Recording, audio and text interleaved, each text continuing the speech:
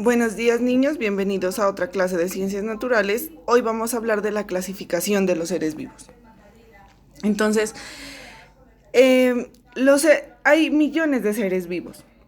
Hay 3 millones de organismos que ya conocemos que están clasificados, pero se estima que hay entre 5 a 30 millones de organismos. Esto sin contar las especies que ya se extinguieron en el pasado.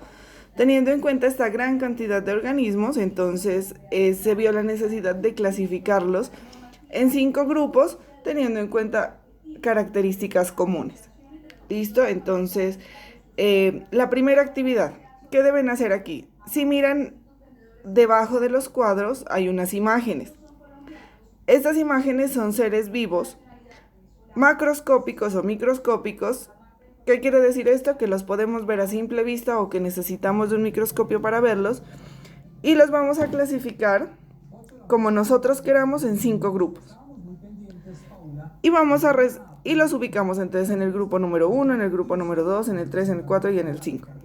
Teniendo en cuenta esto, vamos a responder, según como ustedes hayan organizado estos seres vivos, vamos a responder estas 3 preguntas.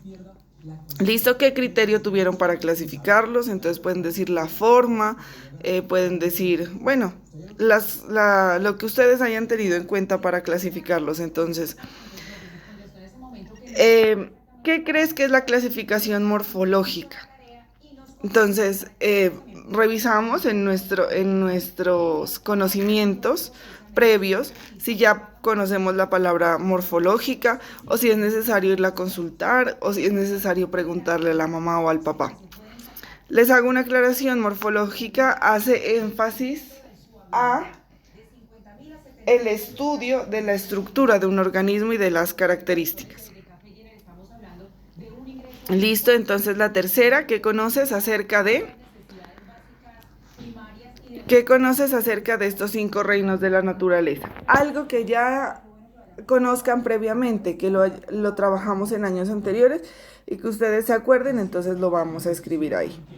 Estas actividades son para que nosotros hagamos un recorderis de nuestro disco duro, ¿listo? Toda la información que tenemos guardada en nuestra cabecita, desde preescolar hasta cuarto. Después vamos a pasar a reconocer las características de los seres vivos. ¿Listo? Como ya les había mencionado anteriormente, son 5. Tenemos el reino Monera. En el reino Monera hay 2 grupos, las bacterias y las cianobacterias. Estos son microscópicos, son unicelulares, están en todas las partes.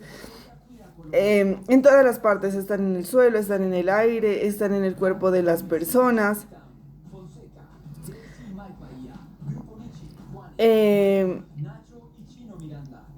Y las cianobacterias son los organismos que le dan el color azul al mar. También se las conoce como algas verde y azules. Algunos ejemplos de bacterias, por ejemplo, las levaduras con las que se hace el pan, las bacterias con las que se hace el yogur, la levadura con el que se hace la cerveza. Entonces, cuando hablamos de bacterias, no solamente estamos hablando de organismos patógenos que nos causan enfermedades. También hay bacterias que nos han permitido desarrollar productos alimenticios. ¿Listo? El segundo reino es el reino de los protistas. También estos son unicelulares, tienen células eucariotas. La gran mayoría son microscópicos. Estos pueden ser autótrofos y otros son heterótrofos. La mayoría de estos organismos protistas tienen flagelos o cilios. ¿Qué significan flagelos o cilios? El flagelo es como una colita y los cilios son vellitos o pelitos alrededor, como esta imagen que podemos apreciar aquí, la imagen del centro. Esos pelitos que le salen a este organismo protista se llaman cilios. Algunos ejemplos: el paramecio, la euglena, la diatomea y la que todos conocemos desde los papás hasta los niños, la ameba. ¿Listo? La ameba que nos causa dolor de estómago, nos causa diarrea. El siguiente reino, el tercer reino, es el reino de los fungi o el reino de los hongos. Estos son unicelulares o pluricelulares. Son células eucariotas. Estos hongos son muy importantes porque ayudan a descomponer los restos de materia orgánica que hay presentes en la naturaleza. Por ejemplo, cuando se muere una palomita, entonces los hongos son los que ayudan a descomponer. Si no existieran este tipo de microorganismos, entonces la palomita se quedará intacta como la conocemos y no iniciara su proceso de descomposición. Aunque se parecen a las plantas, estos no son plantas y no tienen clorofila, por lo tanto no pueden realizar el proceso de fotosíntesis. Estos, para adquirir su alimento, lo tienen que adquirir de otro organismo, como les mencioné, de la materia orgánica en descomposición, y se reproducen a través de esporas.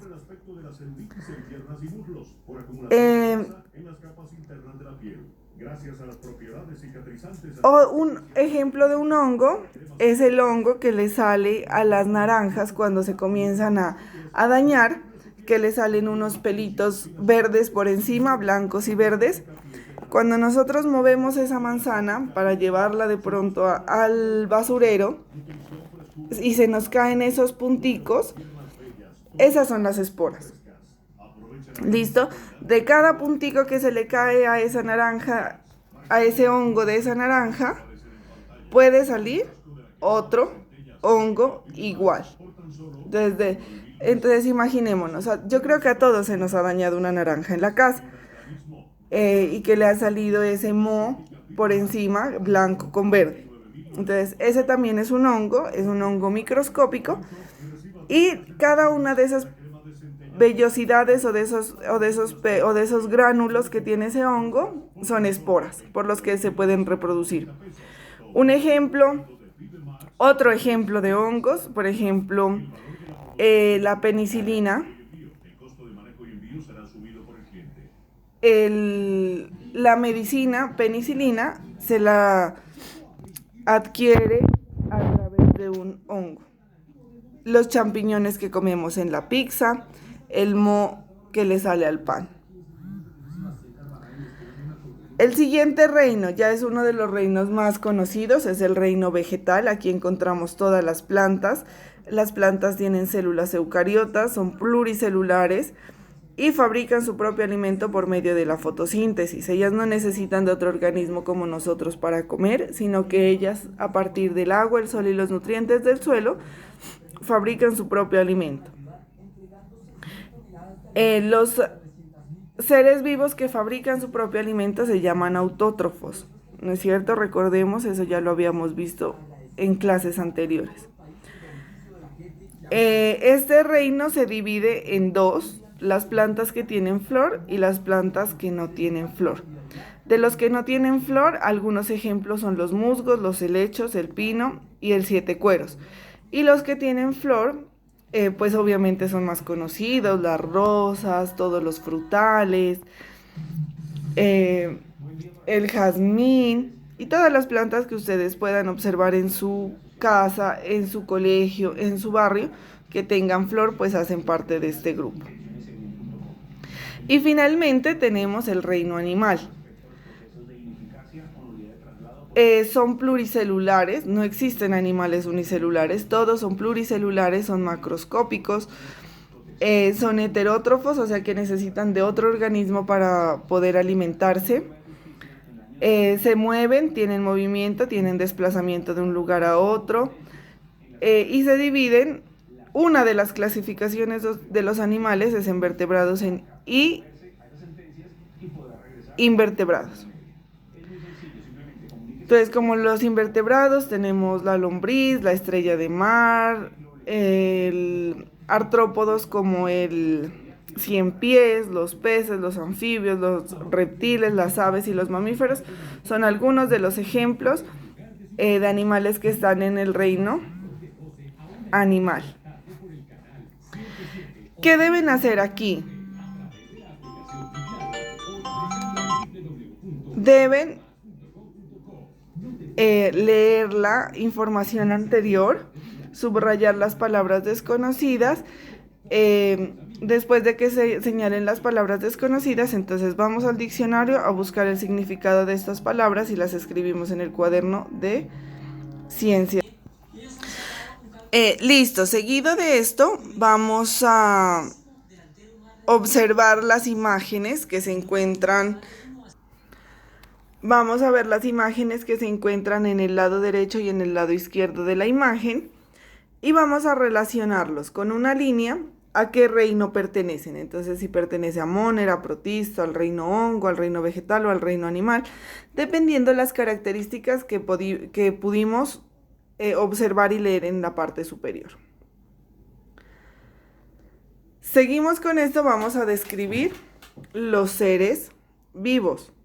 Entonces, vamos a comenzar por los animales invertebrados. Estos no tienen la columna vertebral, ¿no es cierto? Tienen un cuerpo simple, algunos tienen poros, otros tentáculos. Su cuerpo es blando, en otros duros, pero como ya lo había mencionado anteriormente, ninguno posee columna vertebral. Encontramos la mayoría de los insectos, los caracoles, las lombrices, los ciempiés, los camarones, ¿no es cierto? Son ejemplos de animales invertebrados. Los animales vertebrados todos tienen columna vertebral y tienen esqueletos. También tienen cartílagos y huesos. Algunos tienen el cuerpo desnudo, otros tienen escamas, plumas y pelos. Las plantas, algunas características de las plantas. Como ya lo han visto, pues las plantas tienen diferentes características, diferentes formas, diferentes estructuras, pero en general todos se caracterizan por tener raíces, tallos y hojas, y como ya lo habíamos mencionado, en algunos casos hay flores. Los hongos son unicelulares o son pluricelulares. Algunos tienen formas esféricas, como el de la naranja, siempre va a crecer con forma de círculo. Los pluricelulares pues sí tienen forma como de casita, con un techito y un tronco, o forma de sombrilla, y están adheridos al suelo o a algún organismo como los troncos o como las naranjas, como ya lo habíamos mencionado. Las algas siempre están en partes húmedas, pueden ser unicelulares o pluricelulares. Algunas están flotando y otras permanecen en el fondo. Se parecen a cuernos, a ramas, y tienen diferentes formas que las hacen muy llamativas, pero su característica principal es que están en ambientes húmedos. Las bacterias tienen muchísimas formas, siempre son unicelulares, son microscópicas, tienen formas de cocos, que son los círculos, tienen formas de streptococos, que son como una cadena de círculos, tienen formas de bacilos, que son como bastones, espirilos, que son como esta imagen que podemos ver aquí, son como cintas, ¿no es cierto? Estafilococos, que son una unión, una aglomeración de varios círculos, pero no me hacen una línea o no me hacen una fila, sino que me hacen una aglomeración. Y también hay bacterias flageladas, que es esta que tiene colitas o que tiene vellosidades.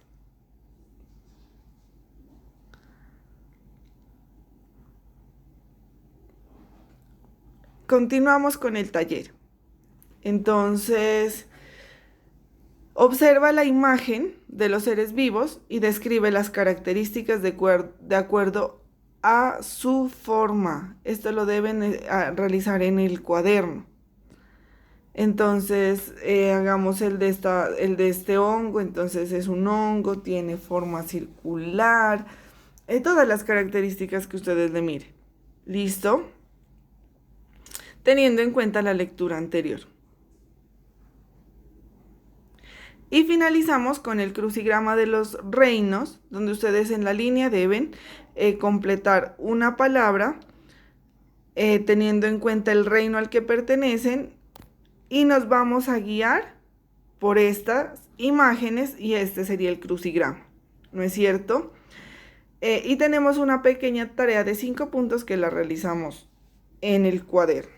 Espero les haya gustado, les haya quedado claro. Estoy atenta a sus comentarios y a sus inquietudes.